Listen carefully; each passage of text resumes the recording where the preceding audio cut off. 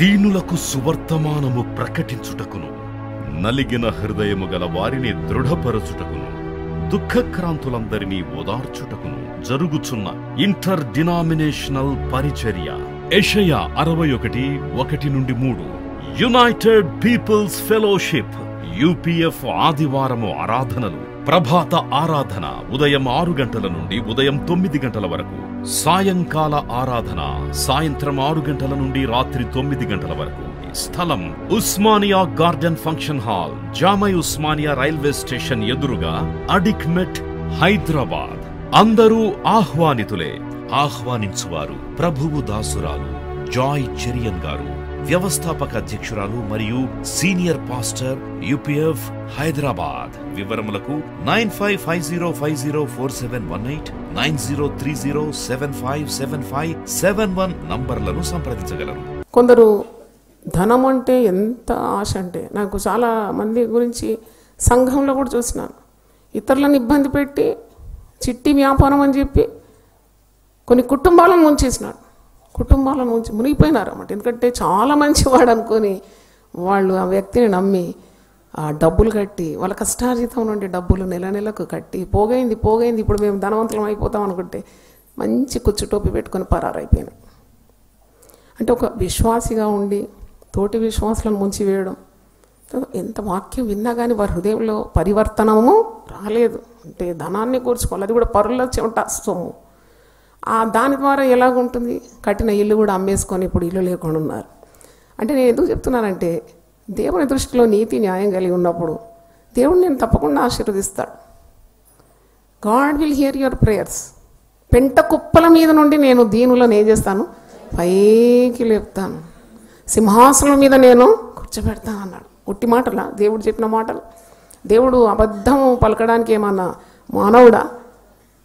ఆయన మానవుడు కాదు కదా, నరుడు కాదు కదా నా మాట తప్పడానికి.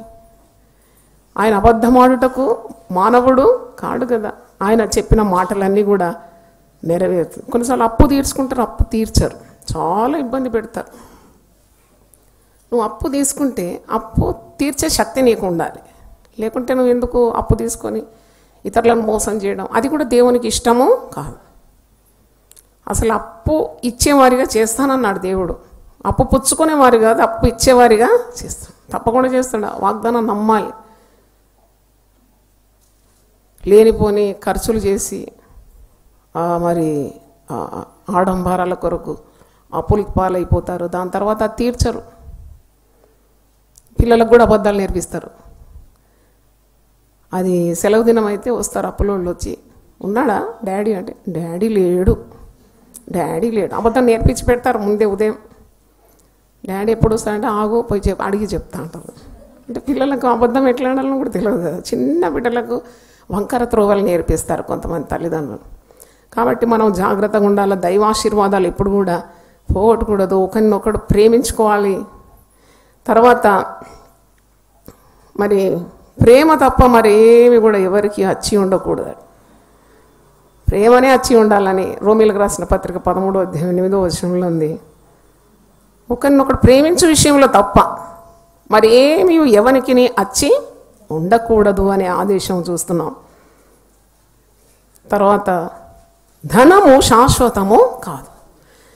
కిరీటము తరతరములు ఉంటుందా? ఉండదు. Even power will not reside for ever, money will not lost for ever. అది ఇప్పుడు జ్ఞానం కలిగి ఉండాలి. నీకున్న ధనము శాశ్వతము కాదు. కిరీటం అంటే అధికారం కూడా తరతరములు ఉండేది కాదు. దేవుడు తరతరములు ఉంటాడు. తరతరములకు ఆయనని నివాస స్థలమని మరి 90వ కీర్తనలో మనం చూస్తున్నాం కదా. ఆయన తరతరములకు నివాస స్థలమై ఉన్నాడు. God is eternal. 90వ కీర్తన ఒకసారి చూడండి. ప్రభువా, తరతరముల నుండి మాకు నివాస స్థలము నీవే. పర్వతములు పుట్టక మునుపు, భూమిని లోకములు నీవు పుట్టింపక మునుపు, యుగ యుగములు నీవే దేవుడు. దేవుని స్తోత్రం, హల్లెలూయా. కాబట్టి మరి చింత మానుకోవాలి. ఒక్క వ్యక్తి మొత్తం అందరిని ఒకసారి ఊపినాడు కదా. అంటే దేవుని బిడ్డలైతే కదలక నిత్యం నిల్చో సియోను కొండవలే ఉంటారు. చప్పట్లు కడితే వస్తుంది బాగా.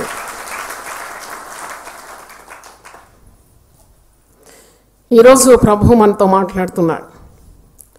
యేసు ప్రభు చెప్పిన మాట ఎంత సత్యం అండి. మత్తయి సువార్త 6వ అధ్యాయంలో ప్రభు కొండ మీద ప్రసంగంలో అంటున్నాడు కదా, మీరు భూమి మీద ధనము కూర్చుకొనకండి,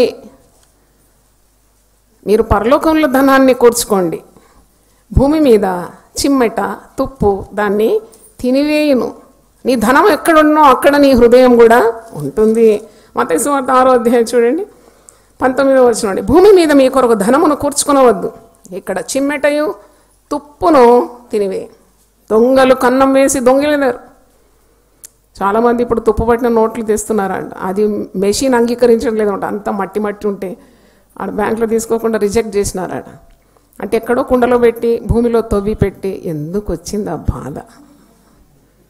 అయ్యో దేవ. అందుకే నేను చెప్తున్నాను ఒక దేవుని బిడ్డగా, ధనము నువ్వు సరైన రీతిలో వాడాలి దేవుని రాజ్యం కట్టడానికి. కనికరంతో కలిగిన హృదయంతో పేదలను బీదలను ఆదుకోండి. నీతిమంతుడు తనకు కలిగిన ఆహారంలో కూడా కొంత దరిద్రానికి ఇస్తాడంట. అట్టివానికి దేవుని ఆశీర్వాదాలు వస్తుందంట. దేవుని స్తోత్రం. హల్లెలూయా, హల్లెలూయా. ఎంత తింటామండి చెప్పండి. ఒక వయసు వచ్చిన తర్వాత డాక్టర్ అంటాడు, ఆపేయి, ఎక్కువ తినద్దు, 2 పులకలు తింటే చాలంట. పొద్దున్న 2 ఇడ్లీలు అంట. ఓ నాయన, సంపాదించిందంతా ఎవడు ఏం మింగడానికి వీలు కాదు. ఆయన సెలవు లేకుండా మనం తిని తృప్తిగా ఉండలేం కదా. చూడండి ఎన్ని నియమాలు. జబ్బు వచ్చిందంటే స్వీట్ ముట్టొద్దు అంటారు, బీపీ ఉంటే ఉప్పు ముట్టొద్దు అంటారు. ఉప్పు స్వీట్ తినకుండా ఏంది చప్పటి మెతుకులు తినాలి కదా. అంటే మరి ధనమంతా ఏం చేయాలి? అందుకే ఇక్కడ ధనము సంపాదించి దానివల్ల ప్రయోజనం లేదు అంటున్నాడు. పరలోకమందు మీ కొరకు ధనమును కూర్చుకొనండి. హల్లెలూయా. యునైటెడ్ పీపుల్ ఫెలోషిప్ ఈ పనే చేసినాం 25 సంవత్సరాలు. మీ ధనం ఎక్కడ ఉందంటే పరలోకంలో ఉంది. దేవుని స్తోత్రం. అందుకే ఈ కుటుంబాలన్నీ ఆశీర్వదింపబడుతుంది. మనం పరలోకంలో కూర్చుకున్నాం మన ధనం అంతా. దేవుని స్తోత్రం. పరలోకమందు మీ కొరకు ధనం కూర్చుకోండి. అసలు చిమ్మెటైనను తుప్పైనను దాన్ని తినివేది. దొంగలు కన్నం వేసి దొంగిలరు. నీ ధనం ఎక్కడ ఉండునో అక్కడనే నీ హృదయము ఉండును. నీ హృదయము దేవునికి ప్రతిష్ఠించుకోవాలి. పరిశుద్ధమైన దేవుని వాక్యంతో నింపుకోవాలి. సమృద్ధిగా దేవుని వాక్యం ఉండాలి నీ హృదయంలో. దాని బదులు ధనాన్ని నింపుకుంటావు. అటు ధనము నీకు అనుభవించడానికి వీలు లేదు, ఇటు దేవుని కృపను దేవుని శక్తిని కోల్పోతావు. దానివలన నీకు ఒరిగేది ఏమీ కూడా లేదు. ప్రభు అంటాడు కదా మత్తయి సువార్త 6వ అధ్యాయంలో, ఎందుకు మీరు ఊరికి ఆలోచిస్తున్నారు? ఆ మత్తయి సువార్త 6వ అధ్యాయం 34వ వచనం, రేపటి గురించి చింతింపడి, రేపటి దినము దాని సంగతులను చింతించును. ఏనాటి కీడు ఆనాటికి. రేపు ఏమి సంభవిస్తుందో అది నీకు తెలియదు. కాబట్టి నువ్వు చింత మానాలి, ప్రార్థన జీవితం కలిగి ఉండాలి. నీవు చింతించి నీ ఎత్తు మూరడి ఎక్కువగా చేసుకోలేవాట. ఏం చేయాలి, రేపేం చేయాలి, రేపేమవుతుంది. నువ్వు అనుకున్నదే వచ్చి నువ్వు దేనికి భయపడినావో అదే నీ మీదకి వచ్చేసింది. రేపేమవుతుందో జరిగిపోయింది కదా, ఇంతకుముందు చెప్పినాను కదా. రేపు ఏం జరుగుతుందో నీకు తెలియదు. రేపటి గురించి నువ్వు అతిశయపడొద్దట. ఏ దినమున ఏది సంభవించినో అది నీకు తెలియదని సామెతలు 27 మొదటి వచనం చూడండి. రేపటి దినమున గురించి అతిశయపడకము, ఏ దినమున ఏది సంభవించినో అది నీకు తెలియదు. దేవుని స్తోత్రం. హల్లెలూయా. వడ్డీ చేతను దుర్లాభం చేతను ఆస్తి పెంచుకునేవాడు దరిద్రులను కరుణించు వాని కొరకు దాన్ని కూడబెట్టును అని వాక్యంలో చూస్తున్నాము. సామెతలు 28:8వ వచనం. వడ్డీ చేత, దుర్లాభం చేత, దురాశ చేత ఆస్తిని సమకూర్చుకున్నవాడు, ఎవడైతే ప్రేమ గలవాడు ఉన్నాడో, పేదలను బీదలను ఆదరించేవాడు, వాని కొరకు కూర్చుకుంటాడట వీడు. ఆ పని అప్పగిస్తాడని వాక్యంలో ఇంతకుముందు మనం చూసినాం. కాబట్టి ఈరోజు దేవుని ఉగ్రత మరి ధనవంతుల మీదకి రావడం చూస్తున్నాం. ఉగ్రత దినమందు ఆస్తి అక్కరకు రాదు అని సామెతలు 11:4వ వచనంలో చూస్తున్నాం. 11:28లో ధనాన్ని నమ్ముకున్నవాడు పాడైపోతాడని చూస్తున్నాం. కాబట్టి ఈరోజు మరి కనికరం గల హృదయం కొరకు మనం అడగాలి, ప్రేమ గల హృదయం కొరకు. 1 యోహాను 3వ అధ్యాయంలో ఒక మాట చూస్తాం. దేవుని ప్రేమతో మనం ఈ లోకంలో బ్రతికినప్పుడు దైవాశీర్వాదాలు మన మీదికి, మన కుటుంబాల మీదికి వస్తుంది. 1 యోహాను 3వ అధ్యాయం చూడండి, 16 నుండి 18 నేను చదువుతాను. 1 John 3rd chapter 16 to 18. ఆయన మన నిమిత్తం తన ప్రాణం పెట్టాను గనక దీనివల్ల ప్రేమ ఎట్టిదో తెలుసుకొనిచున్నాం. మనం కూడా సహోదరుల నిమిత్తం మన ప్రాణములను పెట్ట బద్ధులమై ఉన్నాం. ఈ లోకపు జీవనోపాధి గలవాడై ఉండి తన సహోదరునికి లేమి కలుగుట చూచి అతని ఎంత మాత్రం కనికరం చూపని వాని యందు దేవుని ప్రేమ ఎలాగూ నిల్చును. ధనం ఉన్నప్పుడు మరి నీ తోటి సహోదరుని కూడా నీవు మరి ఆదుకోవాలి అని దేవుని వాక్యం సెలవిస్తుంది. దీని మూలాన నువ్వు దేవుని ప్రేమను పంచుతున్నావు. మనం కూడా సహోదరుల నిమిత్తం మన ప్రాణములను పెట్ట బద్ధులమై ఉన్నాం. అంటే దేవుని ప్రేమ అంతగా ఉండాలని హృదయంలో అని అంటున్నాడు. 4:20 చూడండి, 1 యోహాను 4:20. నేను దేవుని ప్రేమించున్నాను అని చెప్పి తన సహోదరుని ద్వేషించినట్ల అతడు అబద్ధికుడు. తాను చూచిన తన సహోదరుని ప్రేమింపని వాడు తను చూడని దేవుణ్ణి ప్రేమింపలేడు కదా. దేవుని ప్రేమించువాడు తన సహోదరుని కూడా ప్రేమింపవలనని ఆజ్ఞను మనం ఆయన వల్ల పొంది ఉన్నాం. దేవుని స్తోత్రం, హల్లెలూయా. మరి ఈరోజు ప్రభువు మనతో మాట్లాడుతున్నాడు. బీదల మీద ప్రేమ శ్రద్ధ కలిగిన వారు దైవాశీర్వాదాలు పొందుతారని కీర్తన 41లో కూడా ఉంది. బీదలను కటాక్షించేవాడు ధన్యుడు. 7 ఆశీర్వాదాలు ఇక్కడ మనం చూస్తున్నాం. కీర్తనలు 41. బీదలను కటాక్షించేవాడు ధన్యుడు. ఆపత్కాలమందు యెహోవా వాణ్ణి తప్పించును, యెహోవా వాణ్ణి కాపాడి బ్రతికించును. భూమి మీద వాడు ధన్యుడగు. వాని శత్రుల ఇచ్చకు నీవు వానిని అప్పగింపవు. రోగశయ్య మీద యెహోవా వానిని ఆదరించును. రోగం కలగగా నీవే వానిని స్వస్థపరచదు. దేవుని స్తోత్రం, హల్లెలూయా. అంటే దయగల వారి పట్ల ఆయన దయగలను, కఠినుల పట్ల ఆయన కఠినంగానే ఉంటాడు. నిజమే, నువ్వు పిలిస్తే పలకాలి కదా దేవుడు. అప్పుడు నేను అనుకున్నాను, నేనే రాసినాను కదా బుక్ దేవుని ప్రేరణ ద్వారా దైవిక స్వస్థత. 2 సార్లు చదవగానే లేచినాను. దేవుని స్తోత్రం, హల్లెలూయా. 2 times 2 సార్లు అంటే దేవుడు చూడు, రోగశయ మీద దేవుడే వాణ్ణి ఆదరించును. రోగం కలిగితే నీవే వానిని స్వస్థపరచు. ఏంటో అనారోగ్యం వచ్చి ఒక్కటేసారి మబ్బు గమ్మినట్టు. తర్వాత అంతా తేలిపోయింది. ఇప్పుడు నేను బాగాలేనంటే ఎవరు నమ్ముతారు? ఎవరు నమ్మరు. ఎందుకంటే దేవుడు నన్ను ఏం చేశాడు? స్వస్థపరిచి మీ ముందుకు నడిపించినాడు. దేవుని స్తోత్రం, హల్లెలూయా. When you have the line clear between you and God, definitely God will hear every prayer. నీవు ప్రార్థన చేసే ప్రతి ప్రార్థనను దేవుడు వింటాడు, దానికి జవాబు కూడా అనుగ్రహిస్తాడు. కాబట్టి చివరిగా ఒక్క వాక్యం చదివి నేను ముగిస్తాను. తిమోతి పత్రికకు రండి. 1 తిమోతి 6వ అధ్యాయం 17వ వచనం నుండి 19 వచనాలు చదువుతున్నాను. 1 తిమోతి 6:17-19. ఇహమందు ధనవంతులైన వారు గర్విష్ఠులు కాక అస్థిరమైన ధనమునందు నమ్మిక ఉంచక సుఖముగా అనుభవించుటకు సమస్తమును మనకు ధారాళముగా దయచేయు దేవుని అందే నమ్మిక ఉంచడని ఆజ్ఞాపించము. దేవుని స్తోత్రం, హల్లెలూయా.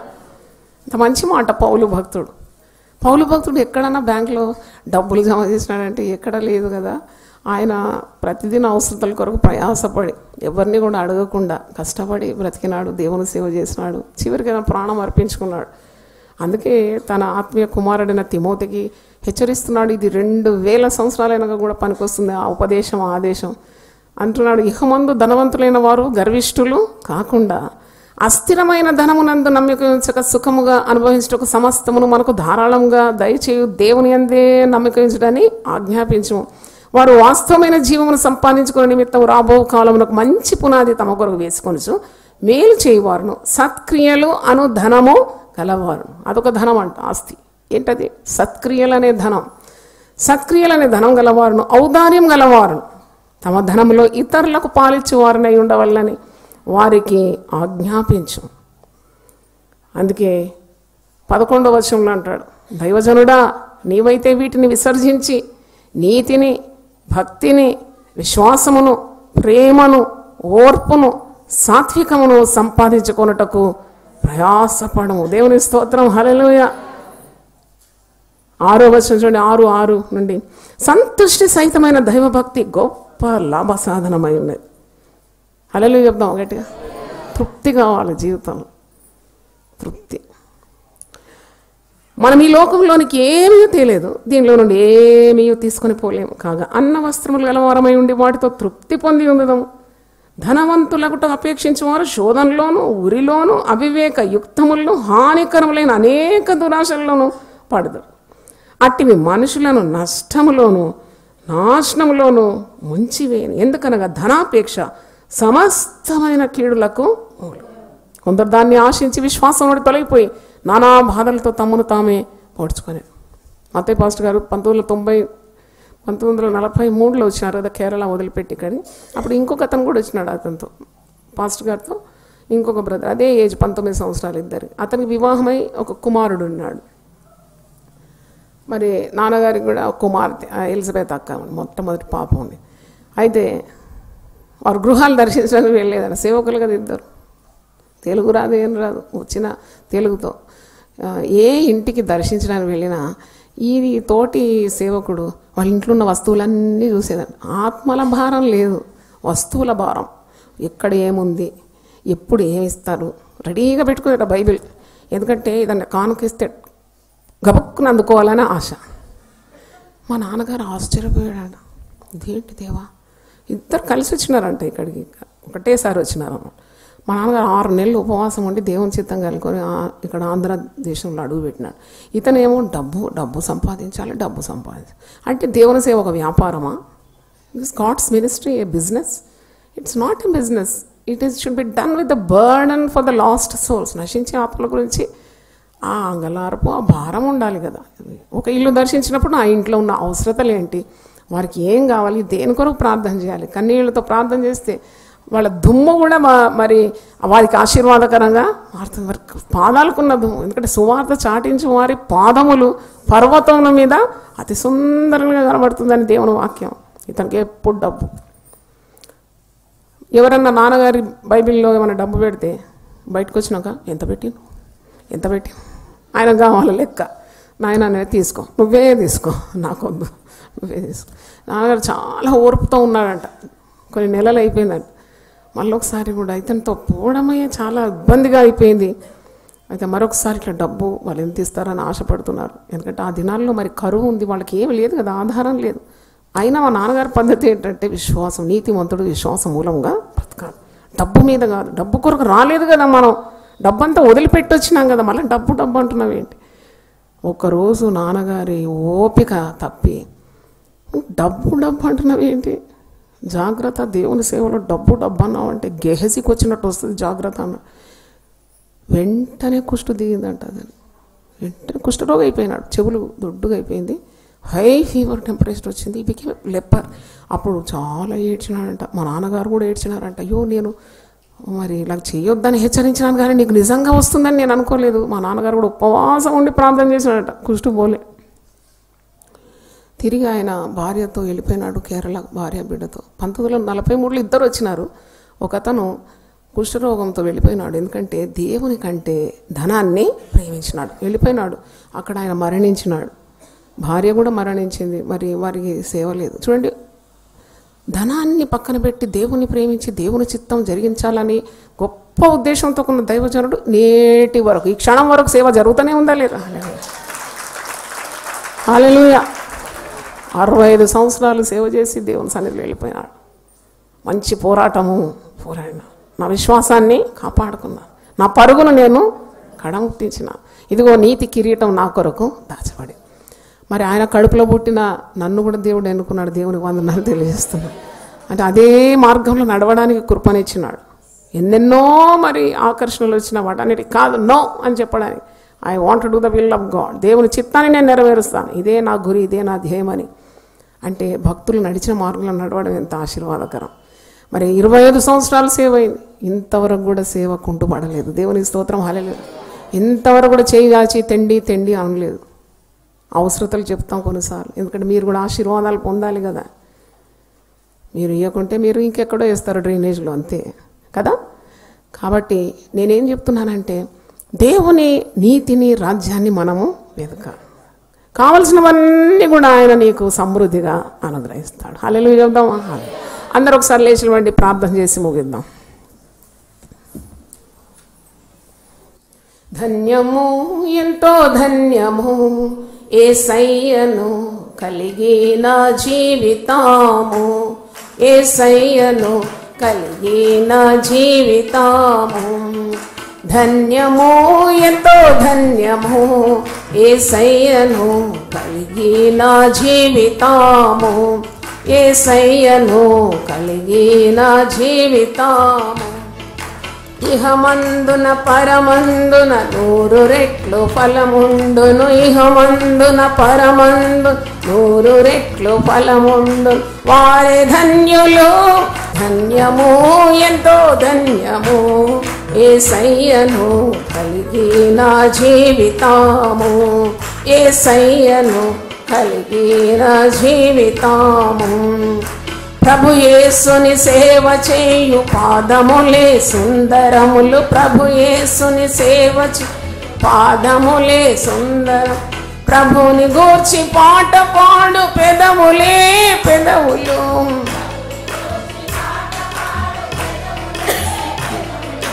వారి ధన్యులు, వారెంతో ధన్యులు. వారి ధన్యులు, వారెంతో ధన్యులు. ధన్యము ఎంతో ధన్యము యేసయ్యను జీవితము. యేసయ్యను కలిగిన జీవితము. ఆత్మలో నిత్యము ఎదుగుచున్నవారును, నిత్యము ఎదుగుచున్నవారును. అపవాది తంత్రములు గుర్తించువారును.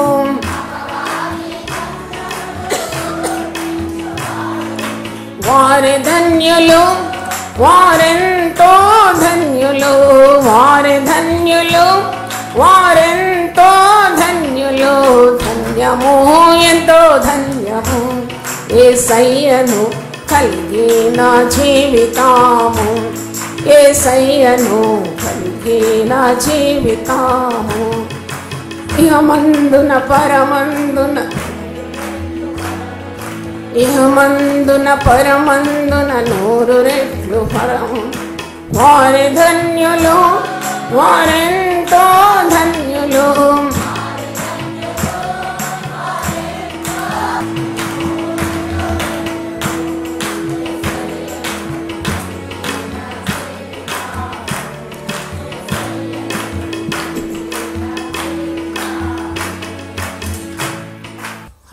ప్రార్థన చేసుకుందాం. ప్రభా నీ పరిశుద్ధ నామమునకు స్తోత్రం.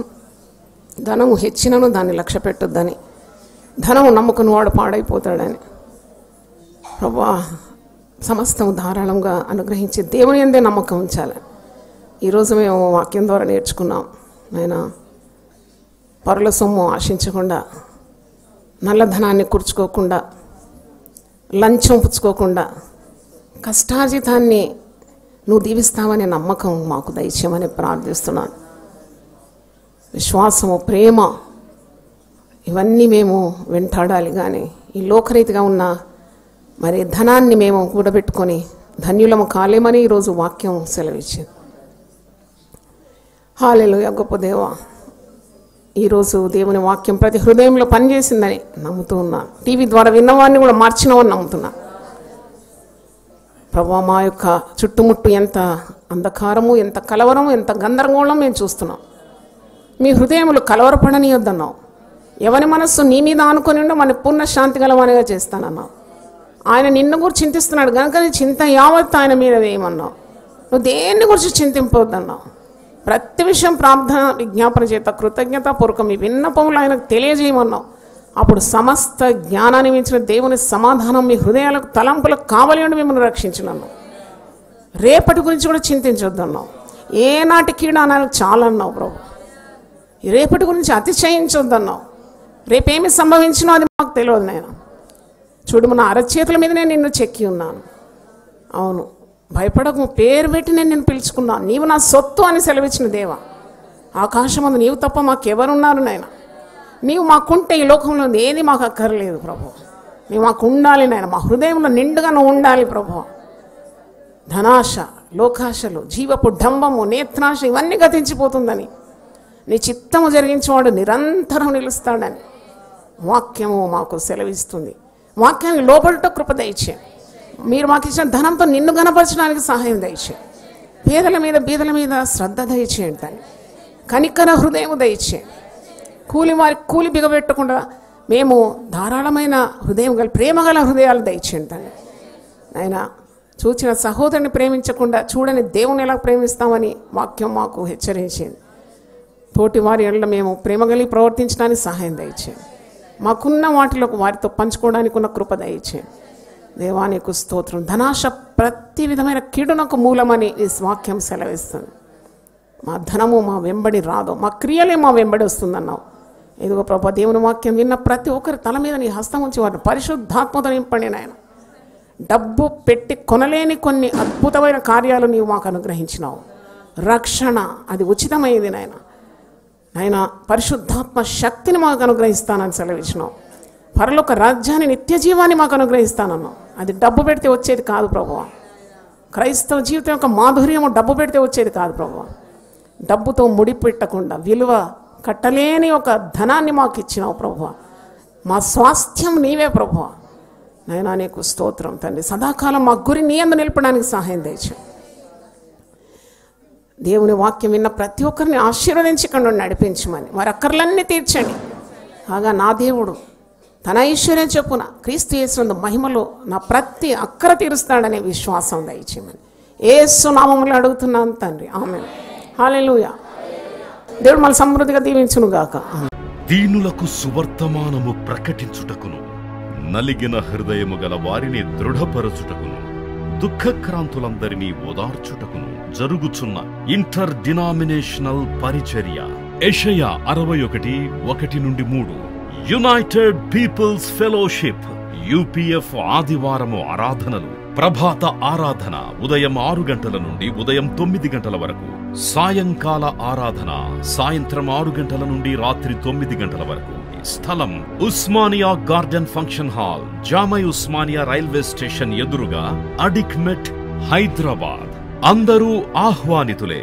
ఆహ్వానించువారు ప్రభువు దాసురాలు జాయ్ చెరియన్ గారు, వ్యవస్థాపక అధ్యక్షురాలు మరియు సీనియర్ పాస్టర్ UPF హైదరాబాద్. వివరములకు 9550504718, 9030757571 నంబర్లను సంప్రదించగలరు.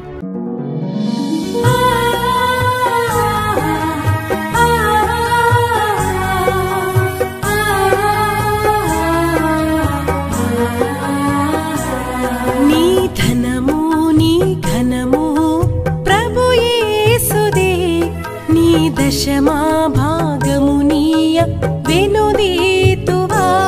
నీ ధనము నీ ఘనము ప్రభు యేసుదే, నీ దశమా భాగము నీయ వెనుదీతువా. ధరలోన ధనధాన్యములనీయగా కరుణించి కాపాడి రక్షింపగా. ధరలోన ధనధాన్యములనీయగా కరుణించి కాపాడి రక్షింపగా. పరలోకనాదుండు నీకీయగా మరి యేసు కొరకీయ వెనుదీతువా. పరలోకనాథుండు నీకీయగా మరి యేసు కొరకీయ వెనుదీతువా. నీ ధనము నీ ఘనము ప్రభు యేసుదే, నీ దశమా భాగము నీయ వెనుదీతువా.